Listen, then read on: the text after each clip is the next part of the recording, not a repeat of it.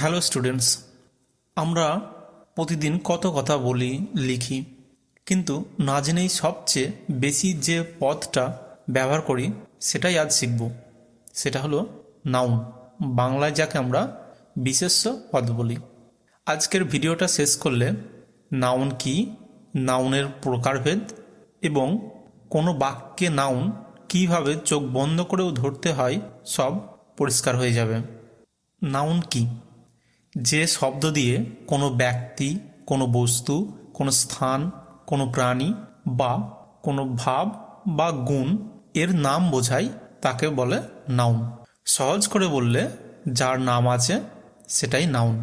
উদাহরণ: রাহুল একটা ব্যক্তির নাম, বই একটা বস্তুর নাম, কুকুর একটা প্রাণীর নাম। এখন আসি সবচেয়ে ইম্পর্ট্যান্ট অংশে।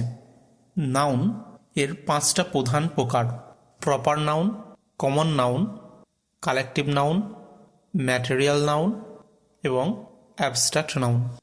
যে নাউন কোনো নির্দিষ্ট ব্যক্তি, স্থান বা জিনিসের নাম বোঝায় তাকে বলে প্রপার নাউন।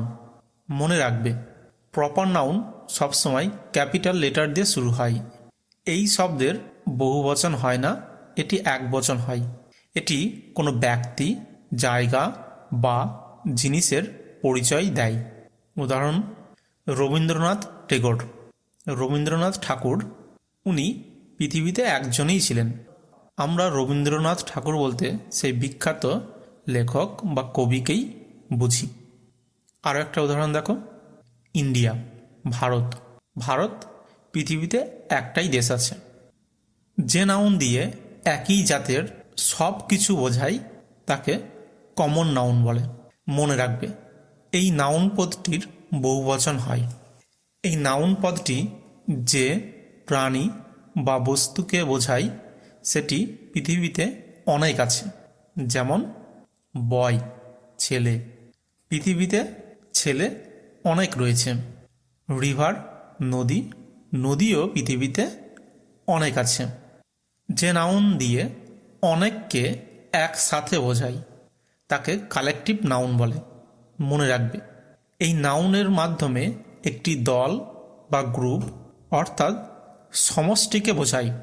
উদাহরণ দেখো, আর্মি, সেনাবাহিনী। আর্মি বা সেনাবাহিনী মানে এখানে অনেক সৈন্যকে একসাথে বুঝিয়েছে, কিন্তু শব্দ একটাই, আর্মি। ফ্যামিলি, পরিবার। পরিবার মানে অনেক সদস্যকে নিয়ে একটি পরিবার, যেমন মা, বাবা, ভাই, বোন, কিন্তু শব্দ একটাই, ফ্যামিলি। Material noun. যে নাউন দিয়ে কোনো পদার্থ বা উপাদান বোঝায় তাকে ম্যাটেরিয়াল নাউন বলে। মনে রাখবে, এগুলো সাধারণত গোনা যায় না, কিন্তু স্পর্শ করা যায়। উদাহরণ: ওয়াটার, জল। জল আমরা স্পর্শ করতে পারি, চোখে দেখতে পারি, কিন্তু গুনতে পারি না। আরও একটা উদাহরণ: গোল্ড, সোনা। সোনাও আমরা স্পর্শ করতে পারি, চোখে দেখতে পারি, কিন্তু গুনতে পারি না। যে নাউন দেখা যায় না, ছোঁয়া যায় না, কিন্তু অনুভব করা যায়। মনে রাখবে, এগুলো অনুভব করা গেলেও স্পর্শ করা যায় না। উদাহরণ: হ্যাপিনেস, সুখ।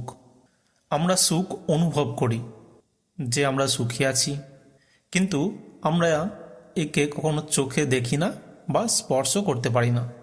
লাভ, ভালোবাসা। আমরা ভালোবাসা অনুভব করি, কিন্তু একে স্পর্শ করতে পারি না বা চোখে দেখতে পাই না। চলো দেখি তুমি ঠিক ধরতে পারো কি না। রাহুল ফুটবল খেলছে। গরু মাঠে ঘাস খাচ্ছে। সততা মানুষের বড় গুণ। কমেন্টে লেখো কোন শব্দগুলো নাউন আর কী ধরনের নাউন।